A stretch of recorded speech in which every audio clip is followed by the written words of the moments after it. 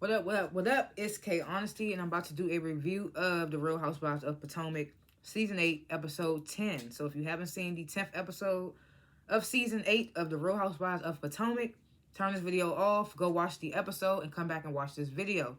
And like this video and subscribe to my channel. It is a simple and free way to support my channel. Support this black woman, please, and hit the notification bell so you don't miss out when I post. And I'm also not a public speaker, so I will tend to fumble my words. You'll hear me say so like 1,000 times. I might stop to regain my thoughts. I might slow my words down to regain my thoughts. I'm definitely be looking at my notes that I take throughout the show. And anything I say is my opinion. It does not reflect anyone or anything associated with this show. And comment below what you would grade this episode, what you thought of the episode. If I forgot anything in particular, if I was off on anything, let me know in the comments. And, yeah. Work shirt, hole in the work shirt. I don't care. I just got off, and I'm doing this review for you guys, so just bear with me. Anyway, I like to grade the episodes before and after my reviews. I'm gonna give this episode a B minus. It was a nice episode. I like this episode very much like I liked last week's episode, because I was like, because of the reasoning behind the last week's episode, I was like, I like this episode. I think I gave last week's episode a B minus or B plus. This episode, yeah, I'm B minus. I enjoyed this episode. Had nostalgic feeling to me. And yeah, I don't think I'm going to change my grade at the end of this review, but we shall see as I get to talking about it. But yeah, last chance, if you haven't seen The Real Housewives of Potomac, Season 8, Episode 10. Turn this video off because I'm about to spoil the entire episode. Real quick. This is Episode 10, right? I hope I ain't been talking there. This is not Episode 10.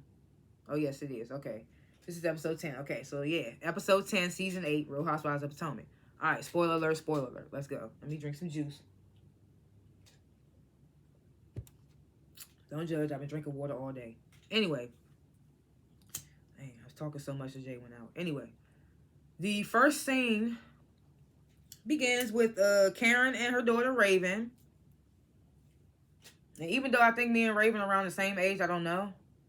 I don't know how old Raven is, but I don't even know why I said that, but I feel like I watched her grow up because I done watched the show from beginning to end, from season 1 to where she was so small to now. So Karen and Raven, they go to get matching tattoos. They get in the letter G tattoo, which is Karen's mom's initial.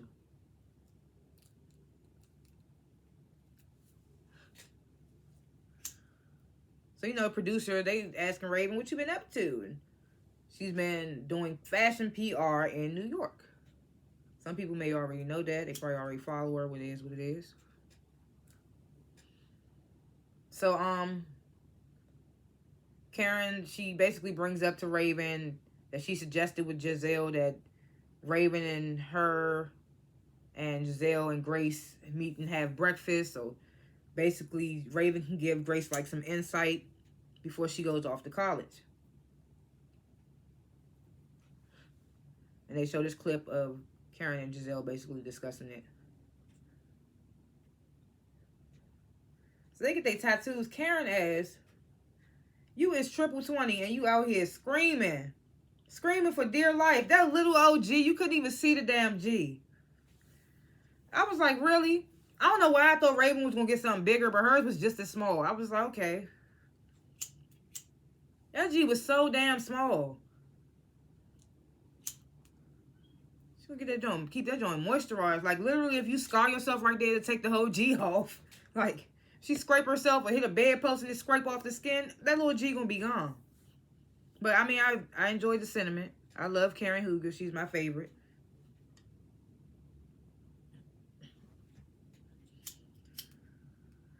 So then we get to seeing Candace and Mama Dorothy. They with a party planner, and they're basically they talking about a Mother's Day event that Candace is throwing, and they going through the invitations, and of course Giselle isn't invited, and Candace is like, I need to think about if I want to think about talking to Robin before I invite her.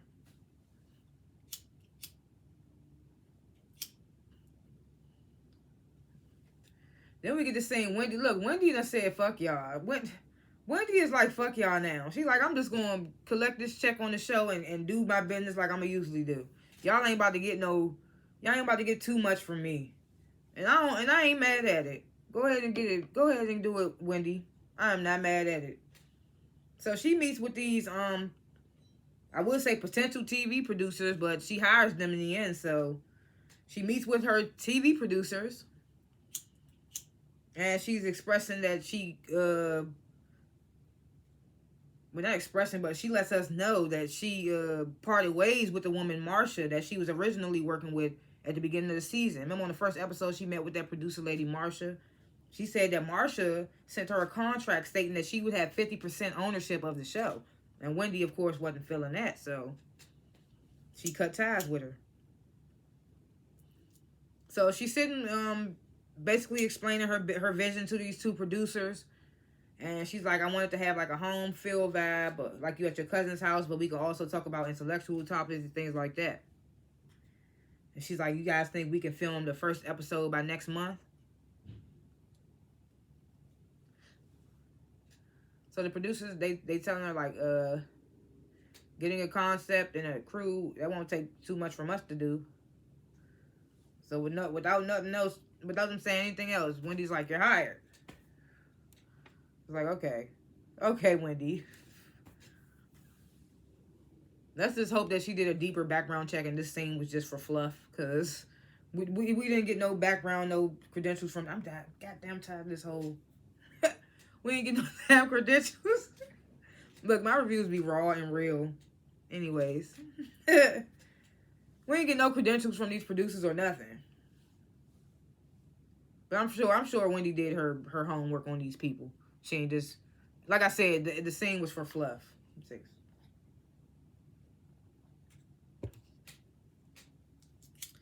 So then we get this scene with Nneka and her sister, which I kind of enjoyed. I was like, why couldn't we get this? Why couldn't Nneka come in like this? Why did she have to come in being the goddamn LA crackhead that she is? Like, that'll never not be funny for me. Like, Wendy calling her a goddamn crackhead and then Nneka adding the sauce on this saying LA crackhead. I was like, whoa. But that's never not going to be funny for me. She called her a crackhead out of nowhere. Hilarious. But anyway, why couldn't we get this Nneka from the beginning? So they meet at this furniture store. They shopping for furniture because Nneka says that her the construction will be done soon on her Potomac house. And you know, this is how in Nneka's confessional, when she was giving us an insight into her sister or whatever, she just had to make sure that she had to make sure that we knew that her sister was rich. It was like, we get it. Y'all come, we get it, Nneka, we get it. But it would have been more appreciative from us we would have appreciated it more if you came in like this. And her sister seemed like a nice person. Somebody they probably could have put on the show other than Nneka.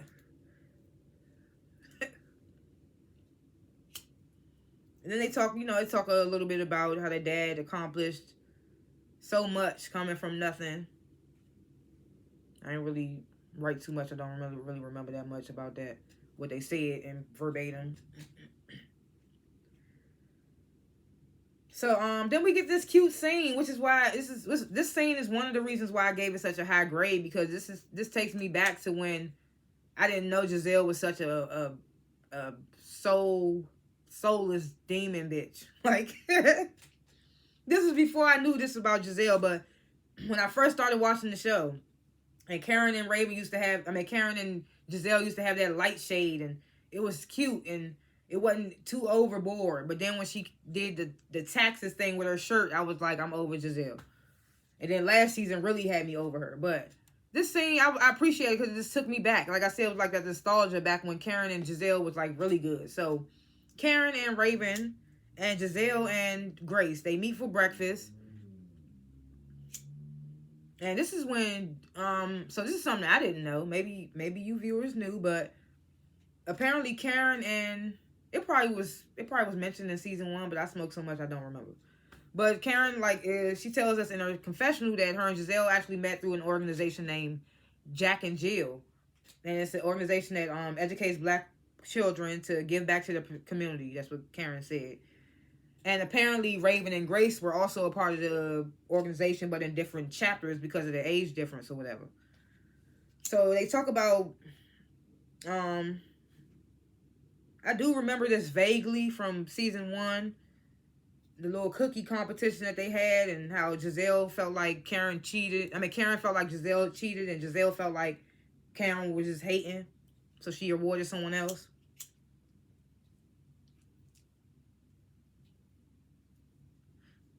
So then Grace, she starts expressing her nervousness about going to college, and Raven just starts giving her some words of encouragement. It's like she was nervous too, but you don't always have all the tools when you do something new. You just have to have the courage to go and do it. So it was nice words of encouragement. And Giselle, she talks about how she gonna miss Grace, and Grace is like the glue in their house. Cause remember, she in the last episode she just called Adora and Angel. She just called them other girls that stay in the house. So I was like, okay.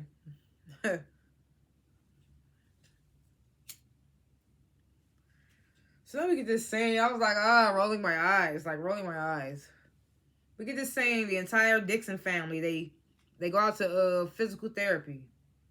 Robin's sons are definitely growing into looking like they will definitely be athletes.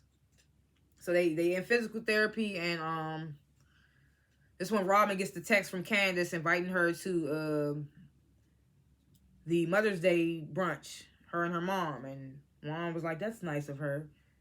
And you notice how every time it comes to Candace, Juan is kind of like subtle. He's like, because last time, remember Robin called Juan, it was like, Candace is trying to such and such, and Juan was like, well, just hear her out. And now you get Candace sending this message. Like, that was nice of her.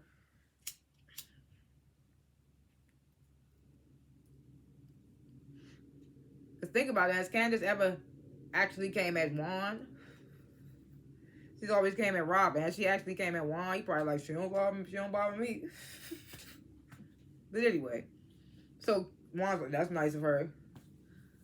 So then Robin's in her confession. I think Candace is confused on why she's mad at me. I mean, confused on why I'm mad at her. I'm like, what? She's not confused. You the confused one. I don't understand how you don't understand how she feels.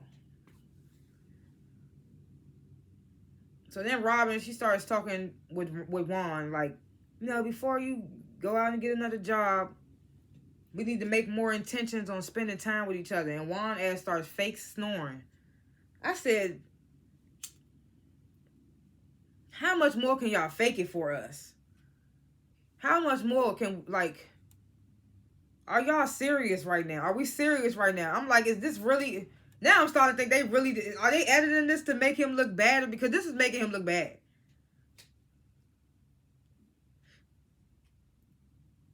And Robin just is giddy as a schoolgirl. He fell asleep. Like, are we serious? I'm going to just believe it was a bad edit. Because, y'all, it's like they trying to make him look bad. I don't know. Because I'm just like, really? She laying there saying she trying to spend some time with you and you fake sleep. Ain't no way. Y'all was just mid-conversation. Ain't no way. That's why I said they must have edited that for comedic relief, because ain't no way.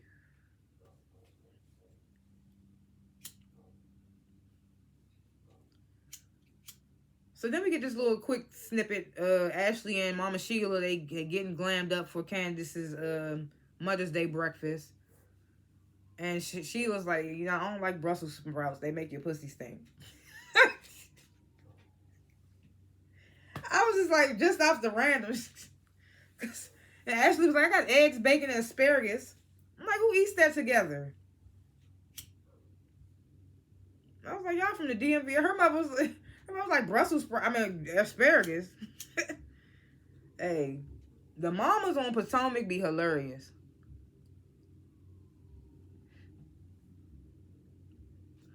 So Karen, she comes to she gets to Candace's Mother's Day breakfast, and she's alone because Raven. She said Raven apparently had to fly back to New York, and of course, her mom has passed. So Karen got there, I think, before Candace and her mother and her sister came. Then Mia comes and she's like, my mom couldn't make it neither. Then Ashley and Mama Sheila, they arrive. I got weed on my lip. I'm trying to find it. There we go, got it. I don't get it. I don't care. So Sharice and her daughter Skylar arrive. I'm like, why'd you invite them, Candace? I mean, it's Mother's Day, whatever. but we gotta stop accepting that for Sharice. Like, nah, man. Because last episode, people was probably like, it was a paid event, so of course, it's a good cause. Sharice is there. No. It's Mother's Day, so Sharice is there. No. We don't want Sharice. I'm sorry. I don't care. We don't want Sharice. Bye. They keep trying to make fetch happen. Stop. Stop trying to make fetch happen. Only people that want her there are the green-eyed bandits. And they want her there just to try to make Karen, I don't know. They're trying to irritate Karen. I'm just like, come on.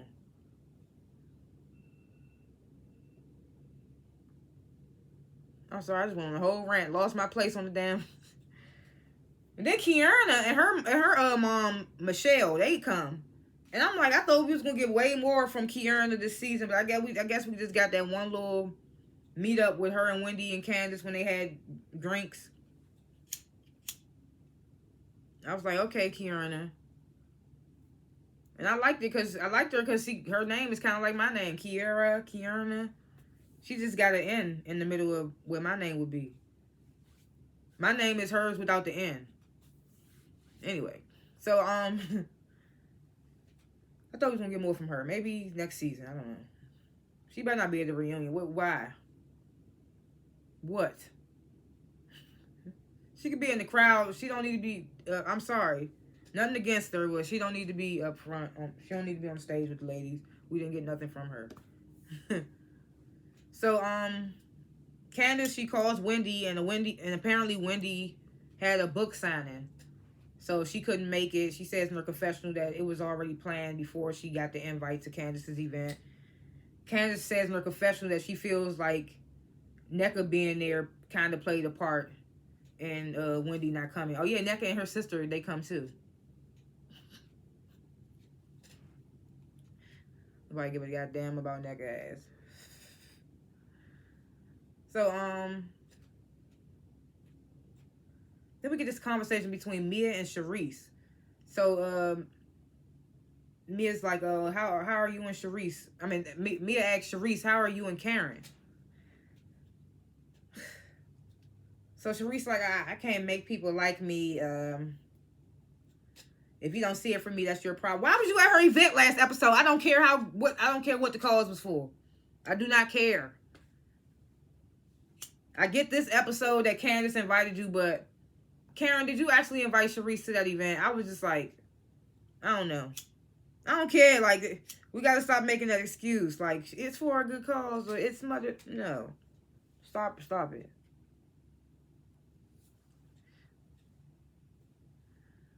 So, Sharice tells Mia, I ran into Jacqueline. Remember Jacqueline, Mia's best friend from last season that she had a falling out with?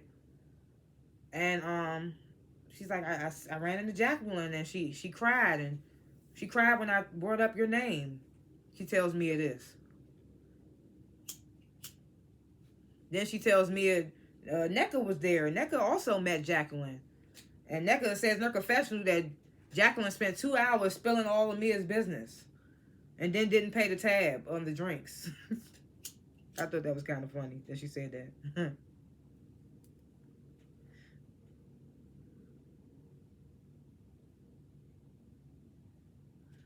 So, I thought I had just burnt the whole, I ain't even gonna lie, that's why my face looked like that. I was like, oh snap, I just burnt something. But no. So, the brunch starts. Yeah, that was the end, yeah. So the brunch starts and, they all get seated, start eating. This when Sharice starts asking Ashley about her divorce. It's like, when you going to sign the papers finally? So Ashley's like, oh, I don't feel the urgency. I don't want to be with Michael romantically, but I'm not ready to sign the papers yet.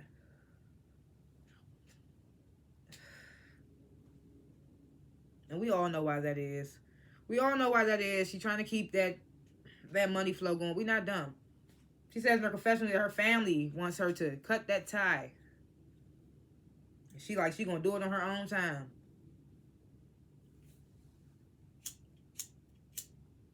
I'm telling you, it ain't gonna happen until Michael wanted to happen. I'm telling you, it's not gonna happen until Michael wanted to happen. Then out of nowhere, all of a sudden, Sharice is starting a perfume line. Telling me, I'm got to get the perfect scent. And then you catch Karen over there telling Nick about her Ladom fragrance that been in business for 5 years. I was like, they so shady, Mo. They so shady.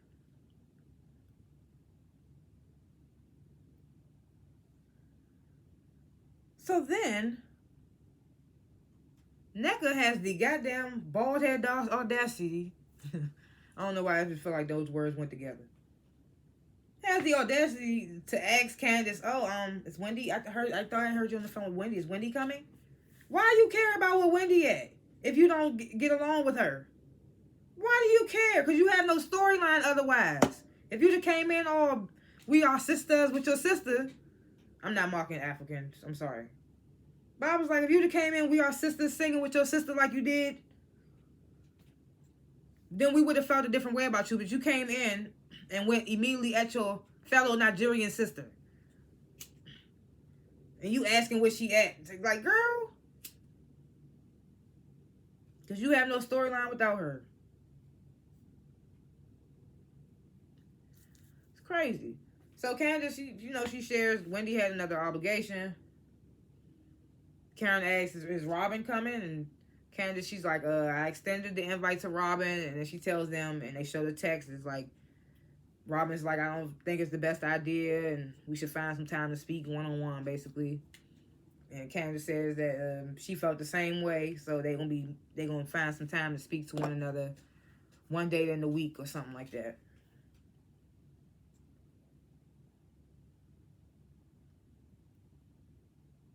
So then Ashley's like, when we all gonna be together again all together again?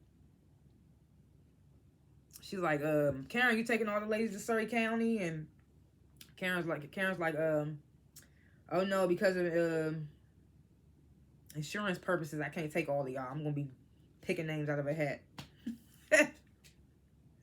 This is why we love Karen. This is why I love Karen. Picking names out of a hat. She's so funny.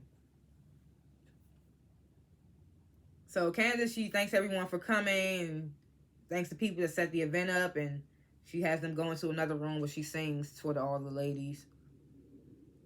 Then we get this final scene. Candace and Robin meet up.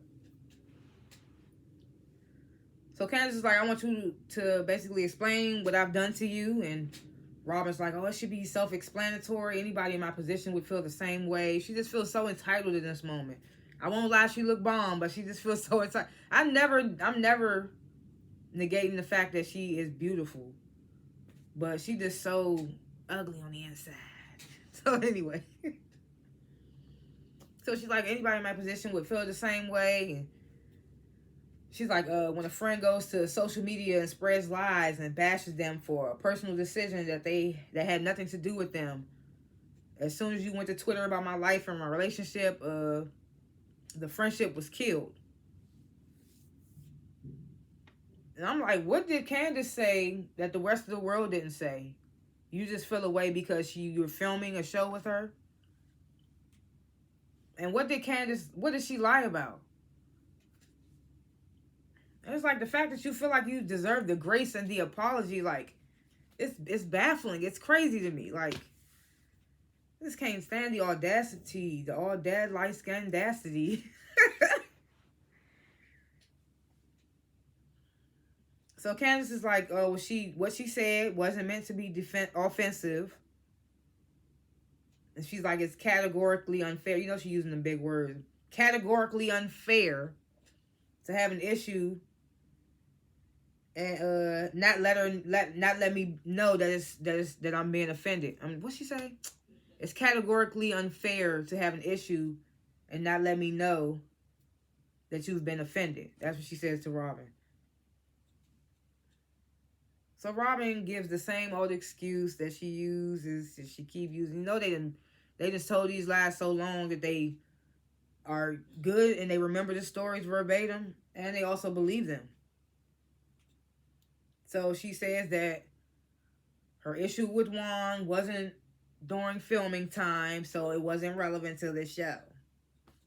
And she's not about to make her husband look bad, but she was willing to sit up there that whole season and make Candace's husband look bad, while you kept your issue from the world. And let's not even say that Candace's storyline wouldn't have happened if Robin would have let her storyline. It probably would have. Like, you never know what could have happened.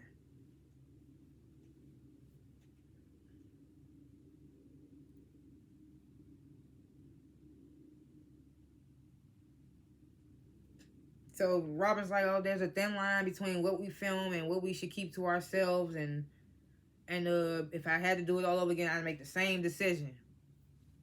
So it's nothing. I would have been done there. Like, you don't see nothing wrong in what you did.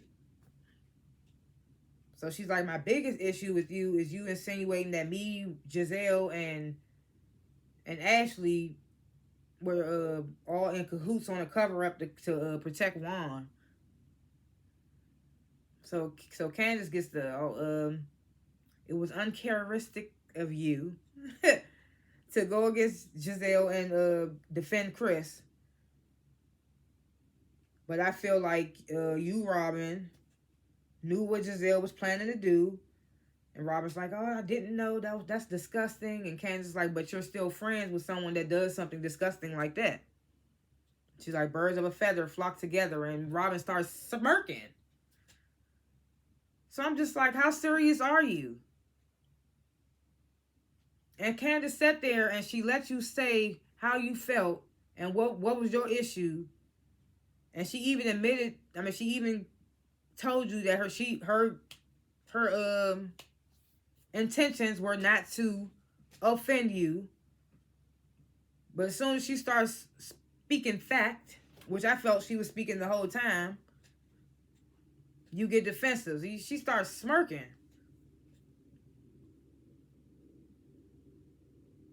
So Candace is like, I don't understand how you not allowed to feel. What'd she say?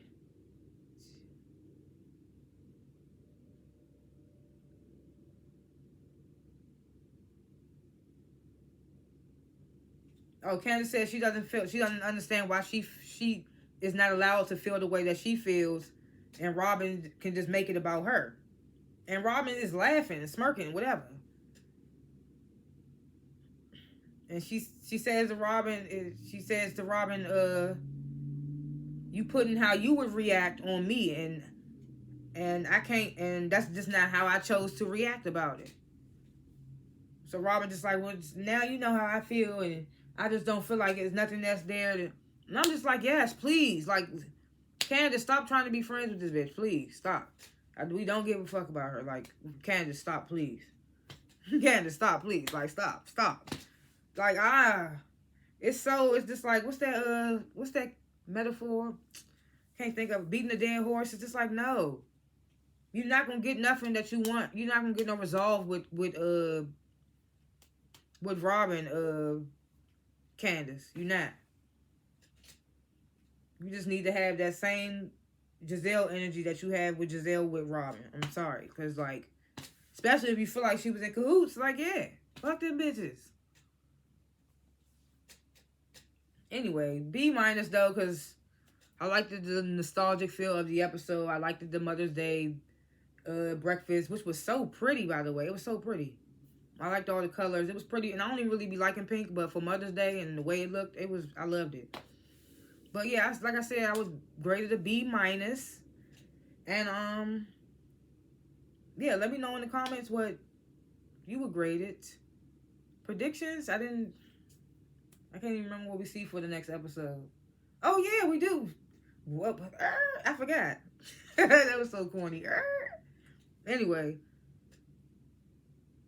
Karen said I'm going to draw from a hat who I'm going to take with me to Surrey County. It ends up being Giselle, Ashley, Wendy, Candace, and Nneka. And of course Karen. So them 6 women. And I'm just like, oh, that's going to happen. And we see Wendy and Nneka go at it again. Are we going to get an exchange between Giselle and Candace? I don't know, and I hope not, and I don't care at the same time. All 3 of those. And yeah, those are my little thoughts, what have yous for episodes to come.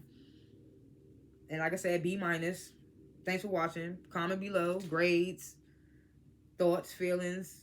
If I forgot anything, off on anything, all that stuff, let me know in the comments. And like, subscribe, because I don't only review RHOP, I review other shows as well, like Married to Medicine, which I'm about to do after this, so check that out if you watch. Baddies East on Zeus Network. If you get into your ratchets, then I review that too. I review all types of stuff. Check out my channel. Like, subscribe, hit the notification bell, and I will see y'all in the next review. My lips are so dry. Peace.